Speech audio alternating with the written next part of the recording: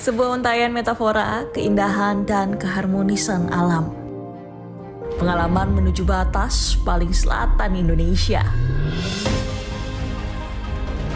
Menyaksikan kearifan lokal budaya masyarakatnya. Menjaga kelestarian fauna asli pulau. Sebuah perjalanan yang akan melekat manis di angan. Ikuti perjalanan saya, Bianca Sumendang, dalam Journey Way to Explore.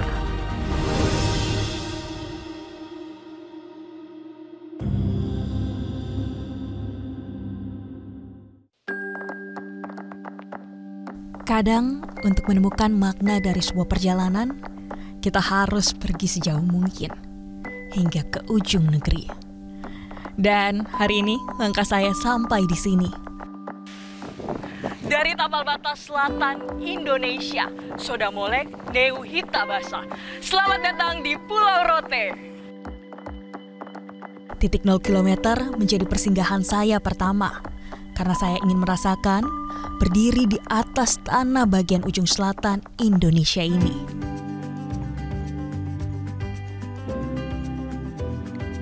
Perjalanan ke Pulau Rote bisa dilakukan oleh para traveler dari Kupang, lalu menyeberang dengan pilihan kapal cepat atau kapal feri reguler.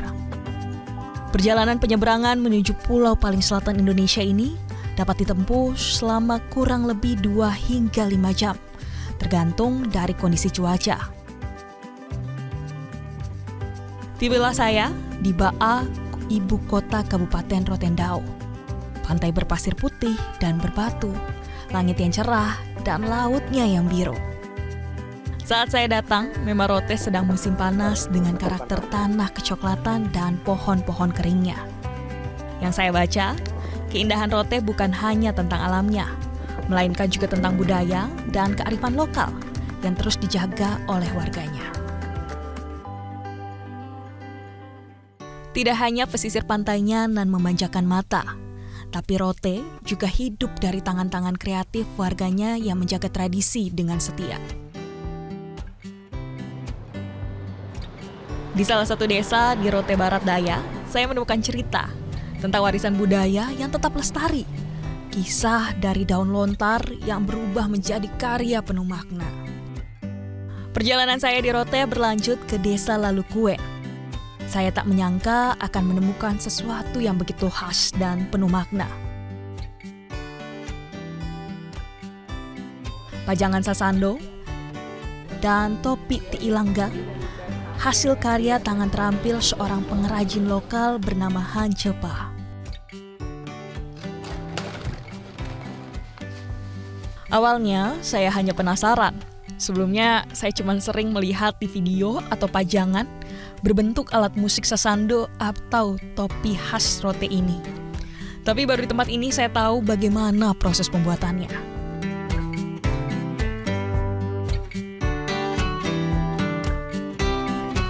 Wah, aku udah kayak perempuan Rote belum? Jadi ini namanya topi Tiilangga, tapi biasanya digunakan hanya untuk laki-laki pada zaman dulu, tetapi sekarang ini bisa menjadi salah satu cenderamata dari Pulau Rote. Dengan sabar, Pak Hanca menunjukkan bahan-bahannya. Potongan bambu kecil, lembaran daun lontar yang sudah dikeringkan, daun yang didapatkan dari pohon lontar, di mana bagi masyarakat Rote, pohon lontar disebut sebagai pohon kehidupan karena hampir semua bagiannya bermanfaat. Daunnya untuk atap rumah, batangnya untuk bahan bangunan, dan niranya untuk gula hingga minuman tradisional. Tampak tangan terampil Pak Hence yang merangkai anyaman halus yang dibentuk menyerupai sasando dan Tiilangga dalam versi miniatur untuk souvenir pengunjungnya. Setiap detail dibuat dengan teliti, tidak sekedar hiasan, tetapi juga simbol kebanggaan dari masyarakat Rote. Ia bercerita, topi Tiilangga yang dulunya digunakan oleh kaum laki-laki Rote, terutama para bangsawan, tokoh adat, dan penari tradisional sebagai lambang, kehormatan, dan kewibawaan. Tiilangga ini punya artinya ini orang penemunya dari sini, bagian Ti. Sehingga Tiilangga itu artinya nama tempat, Ti. Sama tempat ya. Lalu langga itu ini alat untuk kepala. Kepala ini kita di sini sebut langga. Langga. Kini, ti'i langga banyak dikenakan dalam acara budaya, penyambutan tamu, hingga perayaan adat. Sebuah simbol identitas masyarakat Rote yang penuh semangat dan kebanggaan. Bagi Pak Hance, pajangan ini bukan sekedar kerajinan tangan, tetapi cara untuk menjaga identitas budaya agar tetap dikenal. Saya sudah dari 97. 97, Iya. berarti sudah hampir 20 tahun Iya, ya Pak ya? Iya. Memang ini opa buat juga, tetapi mungkin setelah opa tiada, lalu alat ini mulai hilang dari kami keturunan. Jadi setelah datang di saya, lalu saya melihat alat ini bisa mendukung, mungkin juga untuk hidup saya, atau mungkin bisa membawa rezeki untuk jamin hidup, makanya saya angkat kembali. Saya merasa beruntung bisa bertemu langsung dengan beliau, seorang pengrajin yang masih bertahan di tengah arus modernisasi. Ia juga menjaga makna dari setiap helai lontar yang ia bentuk. Sebelum pamit, saya membeli satu pajangan sasando dan satu topi ti'i langga kecil. Bukan sekedar oleh-oleh, tetapi pengingat bahwa di ujung selatan Indonesia, setiap karya punya cerita dan jiwa. Aku pilih yang ini aja deh Pak. Iya. Yang Bisa. topi, ti'i langga, sama yang alat musik. Jadi berapa ini Pak? Itu 100. 100. Dua jadi 150. Oh 150, oh ya. Ini ya Pak ya? Iya, terima kasih. Jadi kalau misalnya nih lagi main ke Rote, bisa banget cari oleh-oleh seperti ini. Dari daun lontar yang disulap menjadi karya seni, saya melangkah menuju ke tempat lain yang juga menggantungkan hidup dari pohon yang sama. Masih dari lontar, tapi kali ini bukan untuk dilihat, melainkan untuk dirasakan. Manis alami dari tanah Rote yang lahir dari ketekunan seorang ibu. Di tengah panas terik Pulau Rote, aroma manis perlahan memenuhi udara. Sebuah dapur sederhana tradisional di belakang rumah tampak seorang warga yang sedang memasak sesuatu. Tangan seorang ibu terus mengaduk cairan kecoklatan yang mendidih perlahan. Dialah seorang Rebeka Meno, pengrajin gula lontar dari desa Sanggoguen, yang setiap hari memeras manis dari tetes-tetes nira pohon lontar.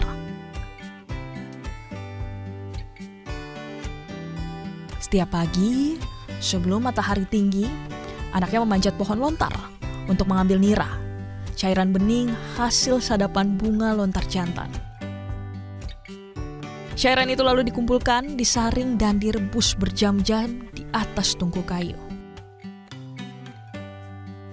Perlahan, warna nira berubah dari jernih menjadi pekat keemasan, menjadi gula rote dengan rasa khas, manis, gurih, dan sedikit karamel. Proses ini sepenuhnya alami tanpa bahan pengawet atau pemanis tambahan, hanya mengandalkan kesabaran dan api yang pas. Gula Apa ini Bu? Ini namanya gula mentah. Gula mentah ya Iya, Bu ya? iya. Nah dari pohon lontar ini terus setelah itu diapain Bu untuk selanjutnya? Kita buat masak begini, dia punya hasilnya bisa jadi gula air, bisa jadi gula lempeng, dia bisa jadi kecap, dan bisa juga jadi ini gula semut. Ibu Rebeka telah membuat gula lontar sejak muda. Ia belajar dari orang tuanya dan kini meneruskan tradisi itu agar tidak hilang di telan zaman. Dalam sehari, ia bisa menghasilkan 3-5 kg gula yang dijual ke pasar tradisional di Ba'a. Meski hasilnya tak seberapa, baginya pekerjaan ini bukan mencari penghasilan, tetapi menjaga warisan rasa dari tanah kelahiran. Ya, luar biasa sekali dari tangan-tangan sederhana seperti Ibu Rebeka ini manis alami dari ujung selatan Indonesia terus mengalir, menjadi bagian dari identitas dan keteguhan masyarakat Rote.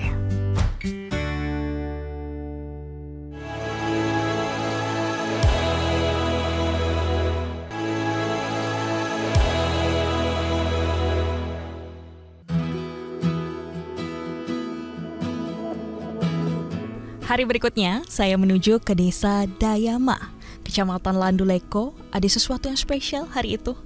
Di balik tenangnya permukaan air Danau Ledulu, saya menyaksikan salah satu momen paling berharga bagi usaha konservasi di bumi Indonesia, yaitu pelepas liaran satwa endemik khas Pulau Rote yang kini nyaris punah, kura-kura leher ular Rote. Sejak pagi, suasana di tepian danau begitu hikmat.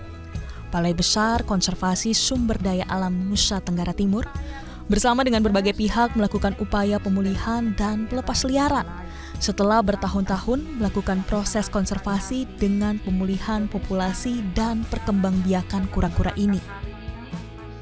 Satu hal yang membuat saya terpesona adalah Rotendao, tempat menyimpan kehidupan yang begitu langka.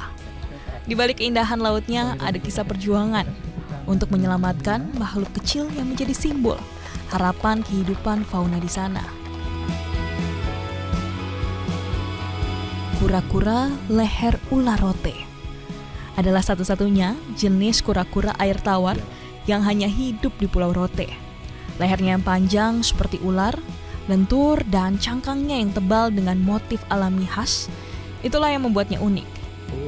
Hewan ini nokturnal, aktif di malam hari, hidup menyendiri dan lebih suka berdiam di perairan dangkal dan danau tenang seperti Danau Ledulu. Mereka akan memakan ikan kecil, moluska, dan serangga air yang merupakan murni hasil alam tanpa banyak bergerak jauh dari rumahnya.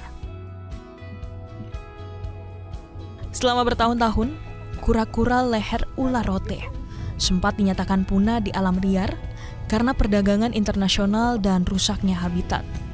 Bahkan, menurut IUCN, spesies ini masuk dalam kategori critically endangered. Satu langkah lagi menuju kepunahan, tetapi harapan belum padam. Di ujung selatan Indonesia ada satwa yang terancam punah, yakni adalah kura-kura Rote atau yang biasa dikenal dengan kura-kura leher ular Pulau Rote. Hari ini adalah hari penting bagi konservasi Indonesia karena hari ini dilakukan pelepas liaran satwa yang sudah terancam punah. Tentu besar harapan bahwa kura-kura ini bisa kembali ke habitat aslinya. Melalui kerja keras dari para pelaku konservasi melalui BPKSDA NTT, termasuk di dalamnya PT Alam Nusantara Jayatama dan Fantara Nature Rescue and Rehabilitation Center, upaya penyelamatan dilakukan sejak 2 dekade lalu. Proses penangkaran dilakukan dengan penuh kehati-hatian dan mengikuti prinsip dari animal welfare. Pemulihan populasi pun secara tepat dilakukan dari sejak telur, tukik, bahkan saat kura-kura beranjak dewasa. Proses habituasi dilakukan saat usia kura-kura telah mencapai umur yang tepat agar dapat survive di alam. Beberapa tahun terakhir, 33 ekor kura-kura hasil repatriasi dari luar negeri berhasil dikembalikan ke Rote. Dan kini, 20 diantaranya siap dilepas liarkan ke habitat asalnya di Danau Ledulu. Saya merasa beruntung bisa menyaksikan langsung momen ini. Sebuah perayaan kecil untuk kehidupan. Upacara pelepas liaran dipimpin langsung oleh Menteri Kehutanan Raja Juli Antoni yang dalam sambutannya mengatakan, tanpa Rote tidak ada Indonesia, tanpa kura-kura leher panjang juga tidak ada Rote. Jadi tidak ada kura-kura leher panjang, bisa kita katakan bahwa Indonesia tidak ada. Selain pemerintah, pelaku konservasi seperti Dani Gunalen, CEO Faunaland juga hadir dan menjelaskan bahwa upaya ini telah dilakukan sejak 2002 saat populasi kura-kura menurun drastis akibat pestisida dan polusi air. Kini hasilnya mulai terlihat. Generasi baru kura-kura telah siap kembali ke alamnya.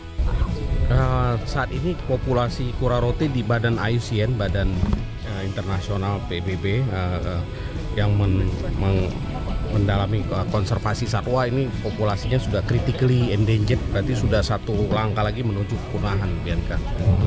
Jadi sudah terancam punah. Sudah ya, tinggal satu step lagi itu sudah dinyatakan punah. Jadi makanya ini sangat kritis. Di balik keberhasilan ini ada juga peran besar masyarakat lokal. Ketua adat sekaligus pemilik Danau Ledulu, Charles Mantara, yang mendukung penuh pelepas liaran ini sebagai bentuk pelestarian lingkungan. Ia bahkan mengingatkan aturan adat Papadak yang melarang siapapun untuk menangkap ikan atau memasuki kawasan danau tanpa izin, di mana pelanggar akan dikenakan sanksi adat, sebuah cara tradisional untuk menjaga keseimbangan alam. Sehari-hari begitu Pak untuk masyarakat ini memang menangkap ikan di sini atau bagaimana itu Pak? Tidak, masyarakat setiap kali datang menangkap ikan di sini harus izin saya. Jadi bisa juga waktu yang saya tentukan dan mereka juga bisa ada kesempatan kalau datang ya harus izin saya. Supaya jangan orang lain melihat dengan mengambil kesempatan bahwa kita menangkap bebas kok. Jadi untuk itu mengantisipasi itu dengan cara membuat kami keluarga membuat satu aturan adat namanya padak. Danau Ledulu kini bukan sekedar hamparan air, tapi tempat di mana harapan tumbuh kembali. Kura-kura leher ular rote yang dulu nyaris punah, kini kembali berenang ke rumahnya di bawah langit biru di ujung selatan Indonesia. Dari sini saya belajar bahwa konservasi bukan hanya tentang menyelamatkan satu spesies, tetapi tentang mengembalikan keseimbangan hidup antara manusia dan juga alam. Pulau Rote tak hanya menyimpan pesona laut dan budaya, tetapi juga tentang harapan dan ketulusan manusia dalam menjaga bumi.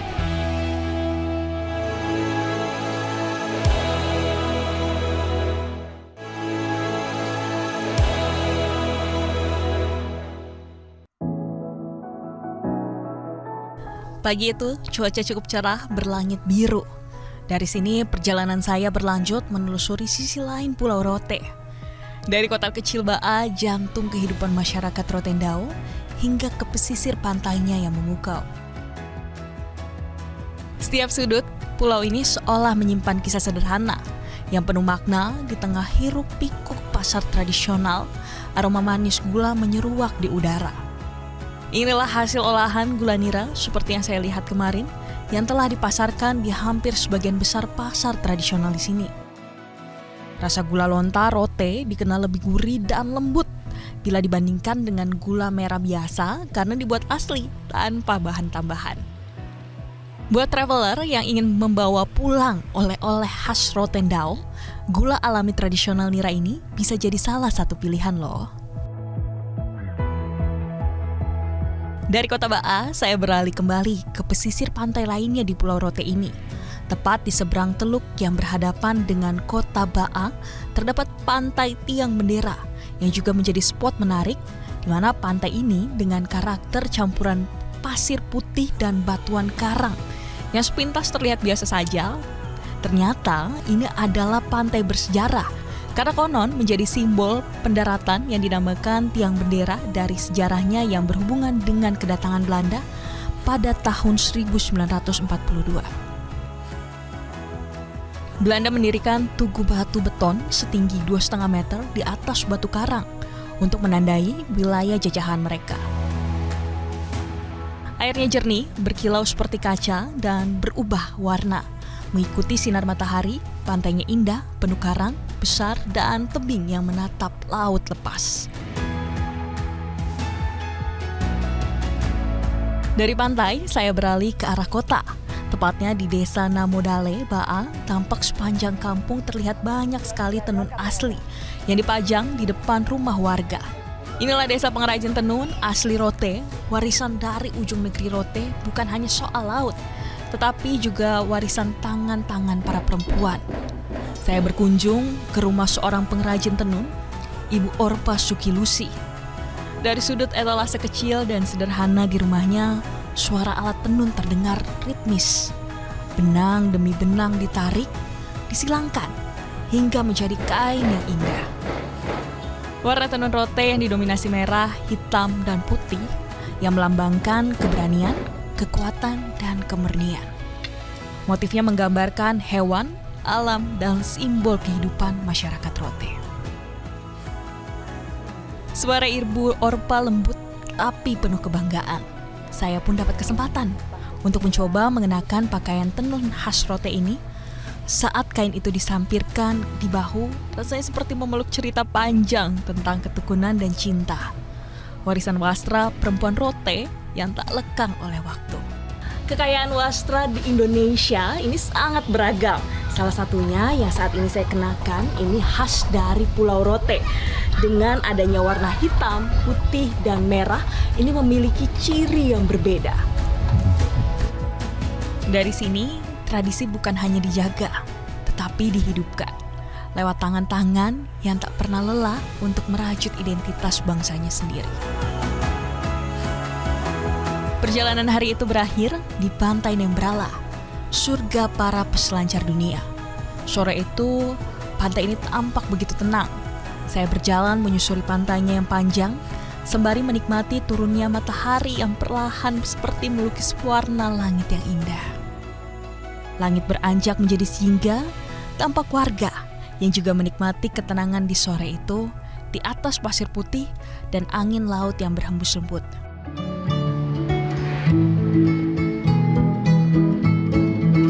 Di ujung selatan Indonesia, saya menyadari bahwa Rote bukan hanya pulau yang indah, tetapi rumah dari ketulusan dan kebanggaan. Dari gula lontar yang manis, dari kain tenun yang lembut, hingga ombak yang tak berhenti berdebur, semuanya menyimpan makna kehidupan yang sederhana namun mendalam. Dari Sabang sampai Merauke, dari Miangas sampai ke Pulau Rote, setiap perjalanan punya cara sendiri untuk mengajarkan kita tentang cinta pada tanah, budaya, dan kehidupan masyarakatnya. Akhirnya, hanya angan saya yang berbicara. Suatu hari nanti, saya akan kembali ke Pulau Rote. Metro TV. Jelajahi cara baru mendapatkan informasi. Download Metro TV Extend sekarang.